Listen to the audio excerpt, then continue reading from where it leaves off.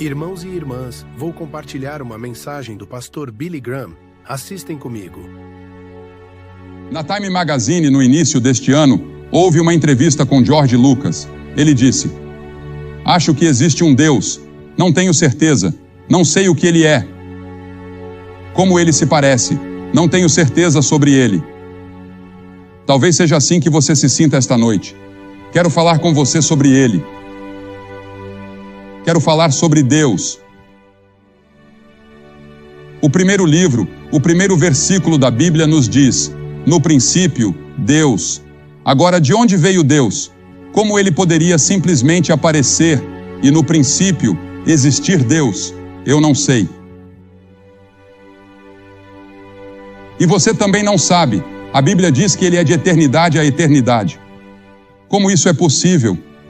Eu não sei. Há um mistério em tudo isso. E mesmo assim, pela fé acreditamos que Deus não teve começo e que ele não tem fim. Eu não posso nem provar a você a existência de Deus. Nenhum cientista pode. Como sabemos que há um Deus? Você não pode colocá-lo em um tubo de ensaio. Você não pode fazer uma fórmula matemática dele, como Einstein fez com a teoria da relatividade. Você aceita pela fé que ele é o criador de todo o universo. Quando Charles Lindbergh voou com seu avião, o Spirit of St. Louis, todas as estrelas que ele conseguia ver espalhadas por todo o céu faziam parte apenas da nossa Via Láctea, apenas nossa pequena galáxia. Mas essa galáxia é apenas uma pequena parte de um universo contendo bilhões de galáxias. E agora descobriram que existem galáxias além daquelas que eles pensavam ser as últimas, com bilhões e bilhões de planetas, estrelas e sóis. Em janeiro passado, os astrônomos observaram uma explosão de raios gama que veio de muito além da galáxia. Ela se originou a 9 bilhões de anos-luz de distância. Quanto tempo seria isso? Façam as contas, matemáticos. Um ano-luz é igual a, quase 6 trilhões de milhas. Você sabe o que é 1 trilhão? Eu não, mas a Bíblia diz: "No princípio, Deus criou os céus e a terra." E o salmista disse: "Quando contemplo os céus, obra dos teus dedos, a lua e as estrelas que preparaste." A Bíblia diz em Salmos 33, "Pela palavra do Senhor foram feitos os céus e todo o exército deles pelo sopro da sua boca." Pense nisso.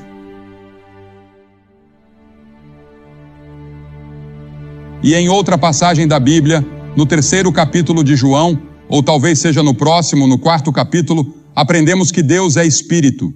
Deus é Espírito. Ele não tem um corpo como eu e você. Ele não está localizado em um só lugar. Ele está em toda parte, em todo o mundo, em todo o universo ao mesmo tempo. Ele não é limitado por um corpo. Ele é Espírito. Como você explica isso? Eu não explico. Mas a Bíblia diz algo mais sobre ele. A Bíblia diz: "Eu sou o Senhor, não mudo." Ele é imutável. Em todos esses séculos e trilhões de anos, ele nunca mudou nem um pouco.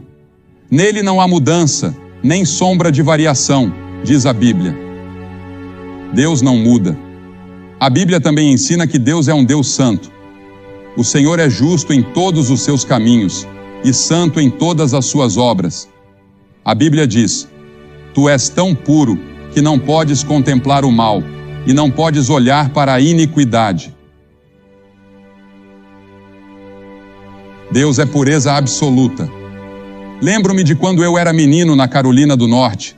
Todos nós aguardávamos ansiosamente o dia em que talvez tivéssemos um pouco de neve. Não nevava muito onde eu morava, mas, quando acontecia, ficávamos empolgados. E lembro que minha mãe nos mostrou algo interessante num desses dias de neve. Ela colocou roupas para lavar, lençóis, toalhas, camisas e outras coisas para pendurar do lado de fora e deixar que secassem ao sol. Então, ela nos disse: "Olhem para a neve, não parece limpa e branca? E agora olhem para as roupas." As roupas que pensávamos estar perfeitamente brancas pareciam sujas em comparação com a neve. E é assim que somos. Em comparação com Deus, somos impuros. Ele é absolutamente santo. Mas a Bíblia também ensina que Deus é um Deus de julgamento. A Bíblia diz: está ordenado aos homens morrerem uma só vez, vindo depois disso o juízo. Haverá um tempo de julgamento, e a Bíblia diz que Deus trará à luz toda obra e cada coisa secreta, seja boa ou má. O salário do pecado, a Bíblia diz, é a morte. Você pode confessar seu pecado, mas ainda assim precisará enfrentar as consequências. Quando abusamos do meio ambiente, pagamos um preço. Quando quebramos as leis morais e espirituais de Deus, pagamos um preço. A Bíblia diz que Deus já marcou um dia no qual Ele julgará o mundo. Esse dia já está reservado no calendário de Deus. No entanto, a Bíblia também diz que Deus é um Deus de amor. Em 1 João 4,8 está escrito: Deus é amor. E em Jeremias ele declara: com amor eterno eu te amei. Há alguns anos, uma canção popular dizia: não posso viver num mundo sem amor. Mas você não precisa viver sem amor, porque Deus ama você. Não importa seu passado, não importa quantos pecados você cometeu, quantos erros você fez, sua origem étnica ou seu nível educacional. Deus ama você. E é um amor eterno e sobrenatural. É algo que não compreendemos. Não é o amor eros, o amor sexual. Não é o amor filéu, o amor de amizade. É algo além disso. Um amor sobrenatural, o amor ágape, que só Deus tem, mas que Ele pode conceder a você se você se aproximar do seu Filho, Jesus Cristo. E foi isso que Jesus estava fazendo na cruz. Ele estava amando você e carregando todos os seus pecados e falhas sobre si. Ele tomou tudo sobre si naquela cruz por amor a você. Agora, você já pensou por que Deus criou o homem? Muitas pessoas perguntam: quem sou eu? Para que estou aqui? De onde vim? Por que estou aqui? Para onde estou indo? Deus deu ao homem uma escolha. Ele o criou, colocou-o neste pequeno planeta e o colocou no que chamamos de Jardim do Éden, no Iraque. Mas, sobre a árvore do conhecimento do bem e do mal, Deus disse: não comas dela, porque no dia em que dela comeres, certamente morrerás. Deus afirmou: há uma árvore. Vocês podem comer de todo o fruto do jardim, podem comer o que quiserem, mas não comam daquela árvore. Deus estava testando o homem, porque Ele deu ao ser humano livre-arbítrio. O homem pode tomar suas próprias decisões. Deus não o fez como um robô que obedece comandos automaticamente. Ele lhe deu liberdade de escolha. E desde o começo, no Jardim do Éden, Deus explicou isso ao homem. Mas o que o homem fez? O homem e a mulher comeram do fruto da árvore. Eles fizeram isso deliberadamente, enganados pelo diabo. Nesse ponto, surge um outro mistério, que atravessa toda a Bíblia e ainda se manifesta no mundo de hoje. O mistério da iniquidade, do pecado, do diabo e dos demônios. O diabo é real. Ele trabalha incansavelmente e é mestre em enganar. A Bíblia diz que ele pode se disfarçar como um anjo de luz. Ele é extremamente astuto, se infiltra silenciosamente e surge nos seus pensamentos, na sua mente. Sabemos que há algo errado. Lemos os jornais, assistimos à televisão e sentimos que algo está errado no mundo. E essa é a raiz de muitos dos problemas que enfrentamos, incluindo o problema racial. É o pecado. Por trás de todas essas questões está o pecado. Pecar é violar a lei moral de Deus, infringir os 10 mandamentos, desobedecer ao sermão da montanha. E hoje vivemos uma situação desesperadora. Em minha opinião, grande parte do mundo está ficando mais pobre, enquanto uma parcela menor está se tornando mais rica. Um dia haverá um confronto, como sempre acontece. A humanidade tem uma doença terminal, pois o mistério da iniquidade já opera, como diz a Bíblia em 2 Tessalonicenses 2,7. Quantos dos 10 mandamentos você não conseguiu cumprir?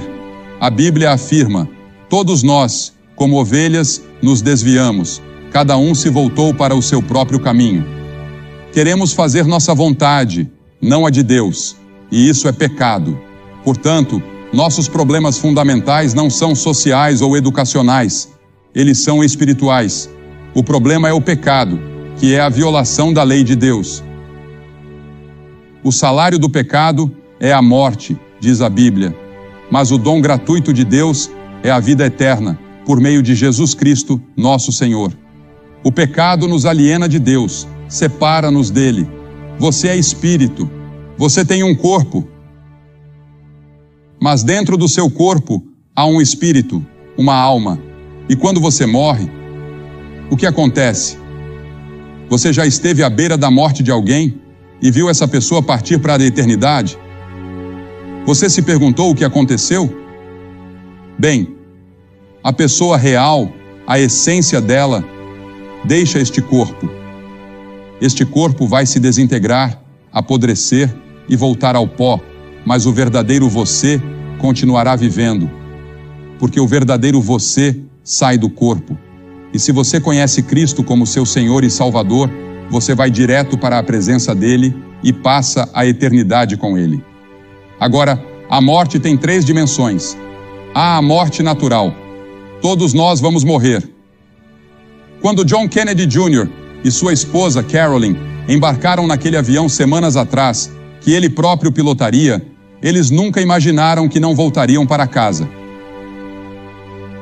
Como outros jovens da idade deles, tinham grandes sonhos para a vida, para suas carreiras, para o casamento. Eles eram algumas das pessoas mais maravilhosas que já conheci. Duvido que tenham considerado a possibilidade de não viver para ver seus sonhos realizados. Depois, há a morte espiritual. O espírito que vive para sempre morre no sentido de que se torna alienado de Deus. E então, a Bíblia fala sobre a morte eterna. Algumas das palavras usadas por Cristo no Novo Testamento para descrever a pena pelo pecado são perdido, perecer, condenado, punição, tormento, inferno. Você pergunta, você acredita nisso?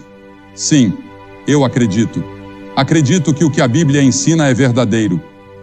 Se Jesus disse que existe um inferno, então existe um inferno. Eu não gosto de pensar nisso, nem de falar ou pregar sobre isso, mas Jesus pregou. Ele falou mais sobre o inferno do que sobre o céu. A Bíblia nos diz que Jesus Cristo levou nossos pecados na cruz, pois aquele que não conheceu o pecado, Deus o fez pecado por nós. Pense no que é ser pecado. Na cruz, foi isso que Jesus se tornou, pecado. Seus pecados, os meus. Todas as coisas ruins que fizemos, todas as mentiras que contamos, toda a luxúria que já tivemos, tudo estava sobre ele naquela cruz. E o verdadeiro sofrimento dele não foi físico, por mais terrível que tenha sido. Foi um sofrimento espiritual. Ele carregou nossos pecados. Jesus nunca conhecera pecado, e de repente todos os pecados do mundo estavam sobre ele. A Bíblia diz: o Senhor fez cair sobre ele a iniquidade de todos nós. E ainda, ele mesmo levou nossos pecados em seu corpo sobre o madeiro. Cristo, o justo, sofreu pelos injustos. Ele morreu por você porque ama você. E da cruz, Deus está dizendo: eu amo você, eu amo você, eu amo você. Estou entregando meu filho por você. Ele está tomando o seu lugar. E então, 3 dias depois, algo glorioso aconteceu. Ele ressuscitou dos mortos. Jesus disse: eu sou a ressurreição e a vida. Aquele que crê em mim, ainda que esteja morto, viverá. E todo aquele que vive e crê em mim, nunca morrerá. Você nunca morrerá espiritualmente, porque Jesus ressuscitou dos mortos e morreu na cruz. A Bíblia diz em Romanos 10:9, se com a tua boca confessares Jesus como Senhor e em teu coração creres que Deus o ressuscitou dentre os mortos, serás salvo. E isso pode acontecer com você, aqui e agora. O que você deve fazer em resposta? Para saber que seus pecados foram perdoados, para ter a certeza de que você irá para o céu e para ter absoluta confiança de que seu coração está em paz com Deus, primeiro você deve se arrepender dos seus pecados. Mas o que significa arrependimento? O primeiro sermão que Jesus pregou foi sobre arrependimento, registrado em Mateus 4. Alguém disse certa vez que arrepender-se significa estar tão arrependido a ponto de parar de pecar. O apóstolo Pedro declarou: arrependei-vos, pois, e convertei-vos, para que sejam apagados os vossos pecados. Deus ordena que todos os homens em todo lugar se arrependam. Ele dá essa ordem em Atos 17. Arrepender-se significa mudar de direção, dar meia volta e seguir no caminho oposto. Você pode dizer: mas Billy, eu tentei abandonar algumas das coisas que sei que são erradas e não consigo. Estou preso a elas. No entanto, você pode ser libertado pelo poder do Espírito de Deus. A segunda coisa que você deve fazer, além do arrependimento, é vir a Deus por meio da fé. Agora, fé não é um salto cego e irracional na escuridão. Fé é compromisso. Quando minha esposa e eu nos casamos, não cruzamos os dedos. O pastor não disse: enquanto durar o amor. Ele disse: até que a morte os separe. A Bíblia ensina que a fé vem pelo ouvir, e o ouvir pela palavra de Deus. Devemos nos comprometer completamente. Vi uma charge que expressava isso muito bem. Alguém escreveu para o pastor: querido pastor, o que significa quando Deus perdoa você? E o pastor respondeu: significa que todos os seus arquivos foram deletados. E isso é verdade. Todos os nossos erros são apagados, e é exatamente isso que Deus faz. Você não precisa sair daqui hoje preocupado com os erros que cometeu. Tudo foi resolvido na cruz, e você pode receber esse perdão por meio da fé. Fé significa compromisso. Quando eu subi neste palco hoje à noite, foi a primeira vez que estive aqui. Mesmo nunca tendo estado aqui antes, eu me comprometi, acreditando que aqueles que o construíram fizeram-no para suportar uma pessoa ou várias. Isso é compromisso. Você já comprometeu sua vida a Cristo dessa forma? Você tem certeza de que se morresse hoje à noite, estaria pronto para se encontrar com Deus? Se houver qualquer dúvida em seu coração, resolva isso hoje. Vou pedir que você faça algo que talvez o deixe intrigado, confuso ou incerto. Talvez você já tenha ouvido falar sobre a maneira como pedimos às pessoas que recebam Cristo. Hoje à noite, vou pedir que você o receba em seu coração pela fé. Comprometa sua vida a Ele e peça para que entre em sua vida, a transforme e lhe dê uma paz e uma alegria que você nunca conheceu. Vou pedir que você se levante do seu assento e venha aqui para a frente. Depois que todos estiverem aqui, vou dizer algumas palavras a vocês e faremos uma oração juntos. Haverá um conselheiro disponível, caso você queira conversar com alguém. Também lhe daremos alguns materiais para ajudá-lo na sua caminhada cristã. Você pode ser protestante ou católico. Pode ser um líder em sua igreja, talvez até o pastor de uma igreja. Eu não sei. Você pode ter sido uma pessoa boa a vida inteira, mas de alguma forma, lá no fundo, você não tem certeza sobre seu relacionamento com Cristo e deseja resolver isso hoje. Levante-se agora e venha aqui para a frente. Se você está acompanhado de amigos ou familiares, eles esperarão por você. Isso levará apenas alguns momentos, mas é um momento para a eternidade. Hoje à noite diga: Senhor, peço desculpas pelos meus pecados. Eu me volto para Ti pela fé e recebo Jesus, que morreu por mim. Quero ter certeza do meu relacionamento com Deus.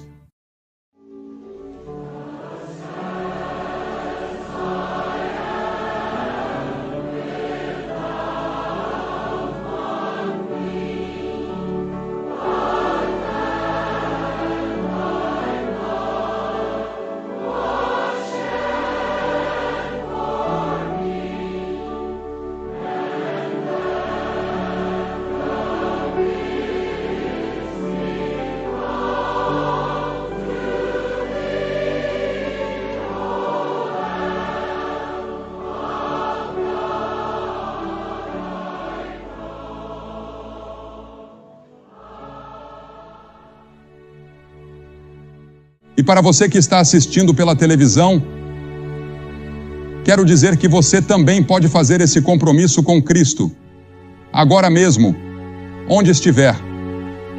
Não importa onde você esteja, você pode estar assistindo em um saguão de hotel, em um quarto de hotel, em um bar ou em casa. Mas você pode fazer esse compromisso e deixar Jesus entrar em seu coração. Irmãos e irmãs, compartilhe essa mensagem com familiares, amigos, vizinhos. Vocês, juntamente comigo, estamos plantando uma semente nos corações de cada pessoa. Tem muitas pessoas precisando ouvir uma palavra de consolo que só Jesus pode dar. Obrigado e que Deus abençoe a todos.